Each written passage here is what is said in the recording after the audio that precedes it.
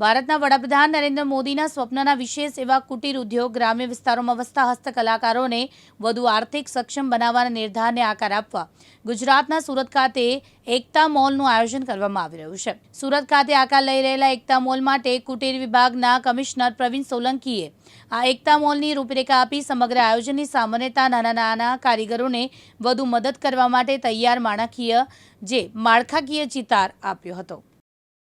ભારત સરકારે one district one product ઓડીઓપી યોજના જાહેર કરી છે। આ યોજના હેઠળ દરેક જિલ્લાની એક આગવી ઓળખની જેમ કોઈ પ્રોડક્ટ કે કોઈ વસ્તુ જે છે એ પ્રસ્થાપિત થાય। આ યોજના હેઠળ ગત વર્ષે ભારત સરકારે ભારતના દરેક રાજ્ય અને યુનિયન ટેરિટરીમાં એક એકતા મોલ બને, એને પીએમ એકતા મોલ આપણે કહીએ।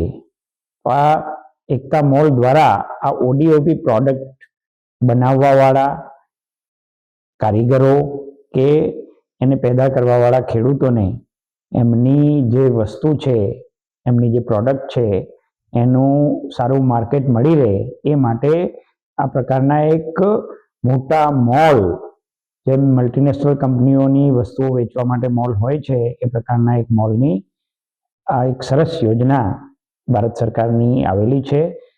એમાં ગુજરાત સરકાર દ્વારા સુરત ખાતે ખૂબ સરસ એવી જગ્યામાં આ મોલ માટે જમીન આપીને, વિનામૂલ્યે જમીન આપીને એક સરસ મોલ તૈયાર થવા જઈ રહ્યો છે। સુરત ખાતેના યુનિટી મોલમાં એક ભારત શ્રેષ્ઠ ભારતની થીમ આધારિત તમામ વસ્તુઓ હશે, જેમાં કુલ બાંધકામ એરિયા 3,16,027 ચોરસ ફૂટ જેટલો વિશાળ જગ્યામાં આ મોલ બની રહ્યો છે। એમાં કુલ 36 રાજ્યો અને યુનિયન ટેરિટરી તેમજ ગુજરાતના 33 જિલ્લાઓની બધી ઓડીઓપી પ્રોડક્ટ્સ માટે વેચાણ માટે 134 જેટલા એમ્પોરિયા આપણે એમાં બનાવી રહ્યા છીએ। એ ઉપરાંત કારીગરોને રહેવા માટેની વ્યવસ્થા હશે, પૂરતા પ્રમાણમાં પાર્કિંગ એરિયા હશે, તેમજ ડિસ્પ્લે માટે અને એક્ઝિબિશન માટેની એક અલગથી જગ્યા હશે। એમાં એક એમ્ફી થિયેટર હશે, જેનાથી ભારતમાં જે વિવિધતામાં એકતા છે એનું દર્શન ત્યાં પધારનાર પ્રવાસી કે ગ્રાહકને મળે એ પ્રકારની એક વ્યવસ્થા ત્યાં હશે। કારીગરો દ્વારા જીવંત પ્રદર્શન કરી શકે, લાઈવ ડેમોન્સ્ટ્રેશન પોતાની કળા કસબને વિશ્વ સમક્ષ એ વ્યવસ્થા હશે।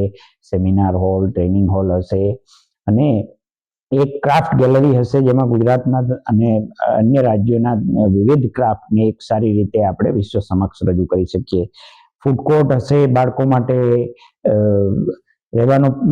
માટે રમવાનું પ્લે એરિયા હશે અને આ સમગ્ર જે મોલ છે સેન્ટ્રલી એર કન્ડિશન હશે અને એને પ્રોફેશનલી મેનેજ કરવામાં આવશે।